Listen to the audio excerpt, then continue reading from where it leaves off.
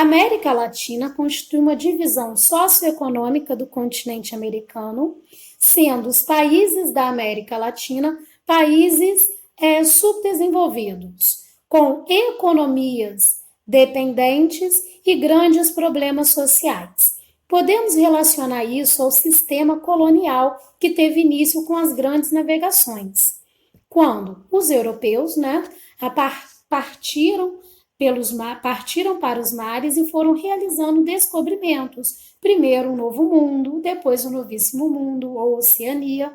Estabeleceram um comércio mundial, mas também um eurocentrismo, onde a língua, a religião, a culinária, a arquitetura europeia se sobrepôs à das áreas recém-descobertas.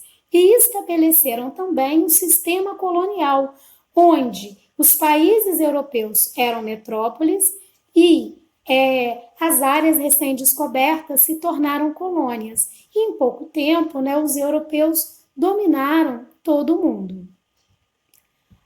Nas chamadas colônias de exploração, a metrópole era o país europeu e a colônia a área recém-descoberta. Cabia à colônia fornecer à metrópole metais preciosos e gêneros tropicais. Já a metrópole vendia para a colônia produtos manufaturados. Já começamos a ver que esse comércio já é desigual. E foi estabelecido o Pacto Colonial, segundo o qual a colônia só poderia comercializar da metrópole. Assim, esses novos países surgiram como se fossem pertences das coroas europeias. Por exemplo, por conta do Pacto Colonial, podemos dizer que o Brasil pertencia ao Reino de Portugal. Já nas colônias de exploração, também foi comum o extrativismo, seja vegetal, como ocorreu no Brasil, ou mineral. Os europeus também implantaram as chamadas plantations, que era a forma de obter gêneros tropicais que na Europa, por uma questão do clima, não nascem. Essas plantations foram baseadas no latifúndio, que trouxe como consequência a concentração de terra, na monocultura, que empobrece o solo, e também na escravidão. O trabalho se realizava a partir da escravidão negra ou o trabalho compulsório indígena, através da mita e da encomienda na América Espanhola.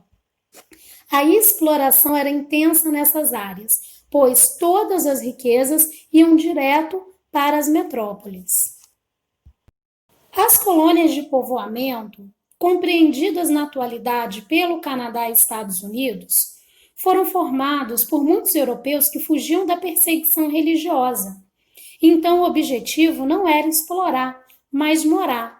Por isso, desenvolviam um mercado interno para atender às necessidades dos colonos.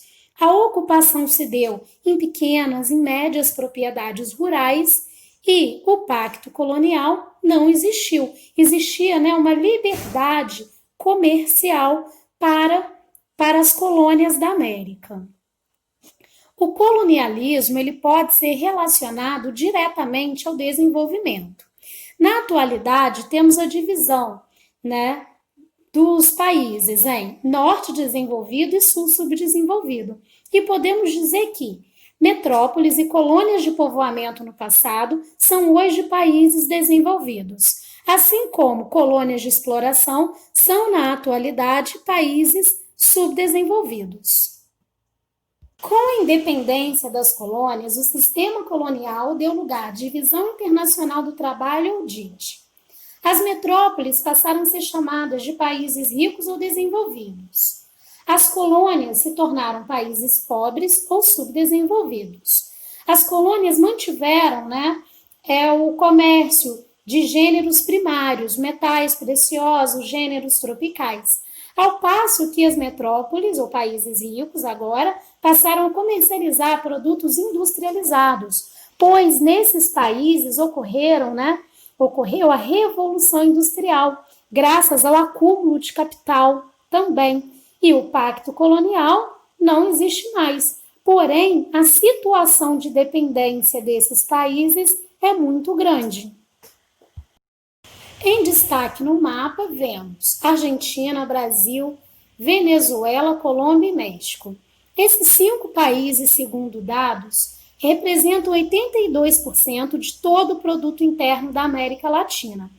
E esse PIB ele é obtido basicamente com o comércio de produtos primários. Esses países, né, são denominados agroexportadores. Né? Vemos aí os principais produtos que esses países vendem: milho, soja, carne, minério. Assim, podemos dizer que o subdesenvolvimento marca os países da América Latina, sendo México, Argentina e Brasil classificados enquanto países de economias emergentes. Com as guerras mundiais e a dificuldade, né, de vender produtos industrializados por parte dos países europeus, ocorreu a substituição das importações, com o aumento da produção interna, diminuição das importações, industrialização e geração de empregos. A política da substituição das importações trouxe também impactos para a balança comercial da maioria dos países, que deixaram de ser deficitárias, né, diminuindo as importações, tornando-se mais equilibradas e alguns países até com balança comercial superavitária. Esses países que se industrializaram, né, nesse período pós-guerras mundiais são chamados de países de industrialização tardia.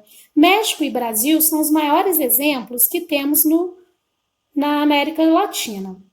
Outra consequência foi o êxodo rural, que consiste na migração campo e cidade. Se as pessoas migraram para a cidade, obviamente o crescimento urbano foi intenso, trazendo também, né, vários aspectos negativos, já que consistiu num crescimento desordenado. Podemos mencionar a precariedade habitacional, já que o déficit habitacional na América Latina é muito elevado, a ocupação de áreas de risco e até áreas de preservação permanente, que são fundamentais para a manutenção ambiental, a falta de saneamento básico, a poluição, além de diversos problemas sociais.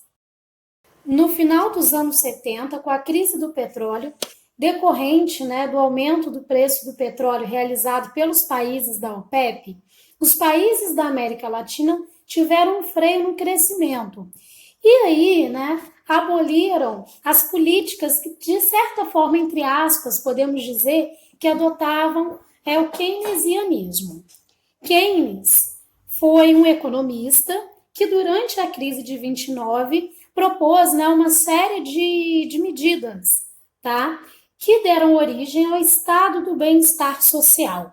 As medidas propostas por Keynes, né, consistiam em menor jornada de trabalho e maiores salários, né, melhores condições para o trabalhador, assistência educacional, médica do Estado, financiamento para a compra de casas. E nesse período, esses países, né, aboliram o estado do bem-estar social, que na América Latina não ocorria como ocorreu nos Estados Unidos e na Europa, né, era uma versão muito precária, e adotaram políticas neoliberalistas, que consiste na privatização de empresas estatais, abertura do mercado a partir da globalização e diminuição dos direitos trabalhistas.